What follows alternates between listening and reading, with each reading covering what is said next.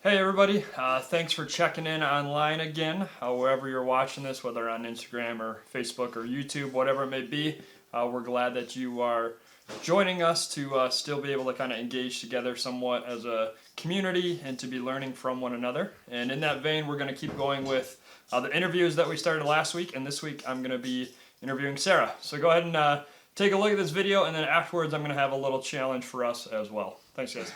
Alright guys, so this week I'm interviewing Sarah, and what we decided to do is we're going to play a little game of Water War here. So we're going to play the card game War, and in the meantime I'm going to ask Sarah random questions about herself and myself, and we'll answer them both. And then we're going to keep playing War until one of us comes to an actual war. Then we do our 3K card face-off, and whoever gets to win gets to throw a glass of water in the other person's face. Alright, here we go. Okay. So, if you could live anywhere in the world, where would you live? This is really hard. I would live here because my family's here, but weather-wise, Hawaii.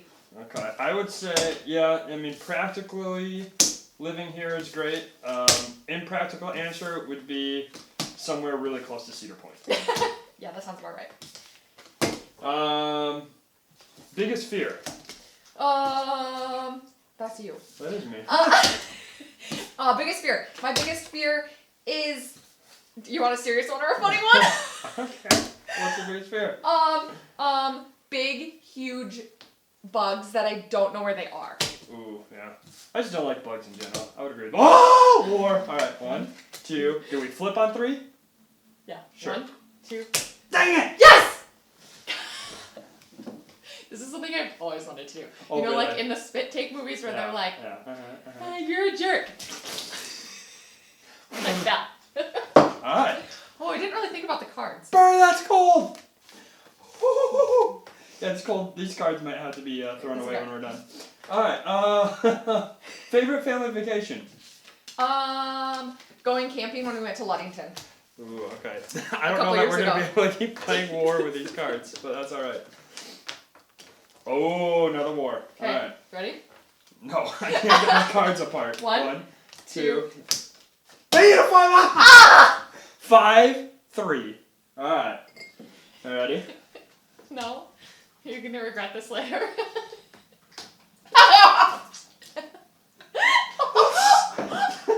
It's cold. So cold. You're the one that filled the glasses. You shouldn't have put cold water in them.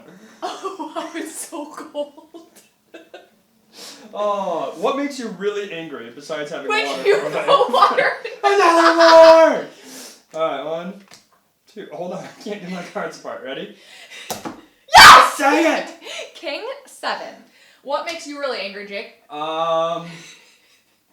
When small children disobey me. When small children disobey you. Yeah. Okay. Oh, bird. That's cold. Alright, Are we done now? I think so. No! Now we're done. I'm sitting in a really cold puddle. Alright, so last question, a serious question. How have you kind of seen your own faith, devotional time, etc. change during the last few months?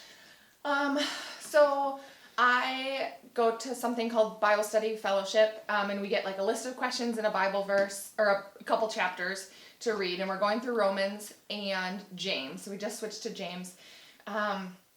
And usually I'm very, I read the Bible to help myself, I guess. I have been in the past. I want to gain God's wisdom. I want Him to help me throughout the day.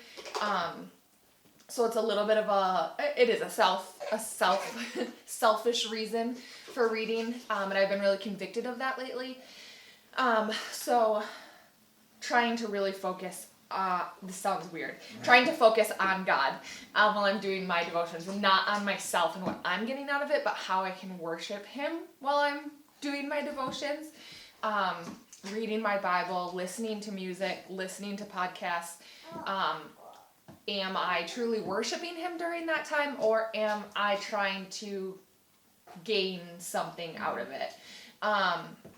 So that's been really convicting to me, and spending time listening to God's response is something I'm working on and have not mastered, conquered. I don't know what I'm doing yet, but like that's something that I'm challenging myself with, is being quiet and listening for God's voice and what he has to say to me, instead of just me talking to him and asking for him things of him and requesting things. Awesome. Thanks for sharing. Mm-hmm. Bart, Get up. I'm stuck.